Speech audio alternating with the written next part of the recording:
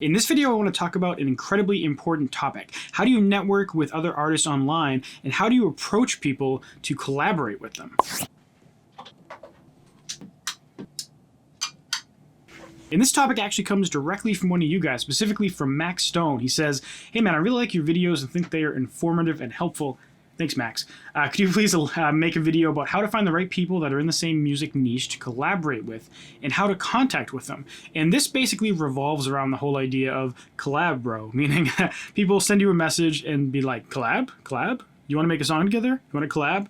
And that's incredibly ineffective just doing it that way. And so there's a correct way to do it, and there's certain things that I do. So I think I can help you out. So this has come up in my podcast a couple times where me and the guest talk about value and how you can offer value to someone to kind of have an exchange of value between you and whoever you want to work with. This applies not only for music, by the way. This applies to having a guest on your podcast, applies to having a guest on your YouTube channel. This applies to really anything, working with someone in a kind of job if they have a company that you want to get involved in.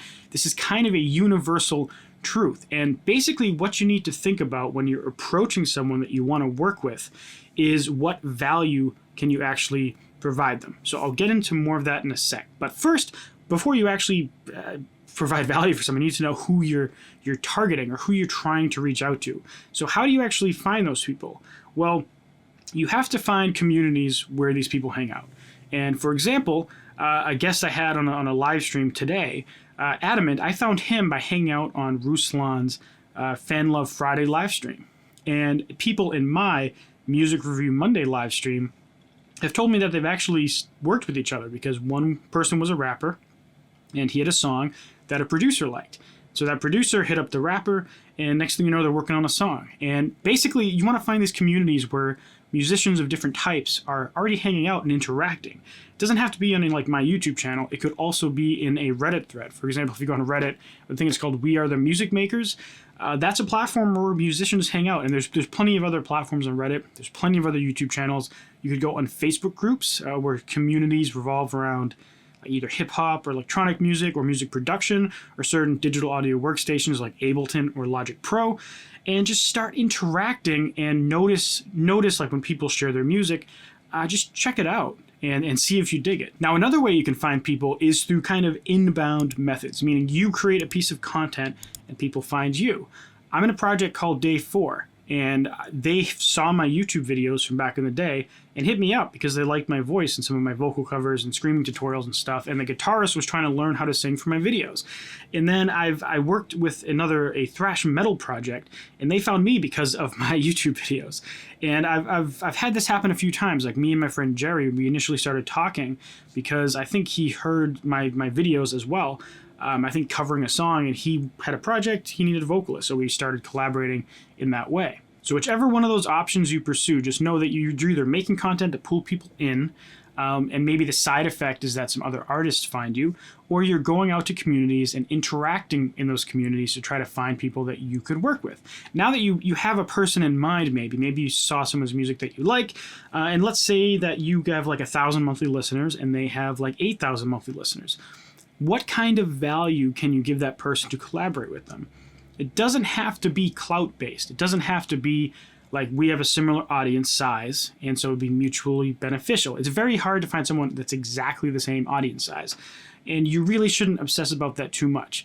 It is a useful thing. For example, if you find a great vocalist that you want to work with and you have a bigger audience than them, you can say, hey, let's work on a song. I need great vocals, and I have a big audience, so it could help you out to be on one of my songs anyway. So let's work together. Now, on the flip side, if you are a small artist and you're reaching out to a bigger artist, you can say, hey, I'm great at this thing. I'm great at producing the style of beats that I know that you really like to sing over, or I'm a great vocalist and I know I could fit your vibe and we can make a killer song together. And if you have neither of those things to bargain with, then you have to get a little more creative.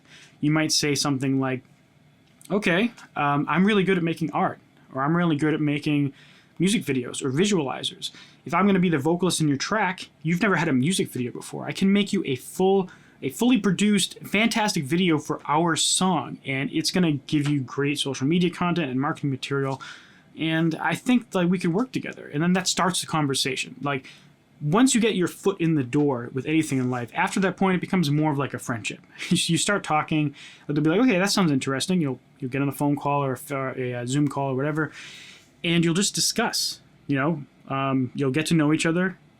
And you basically become friends. Every single time that I've engaged in any kind of collaborative effort, it's just turned into me and that person becoming friends, basically.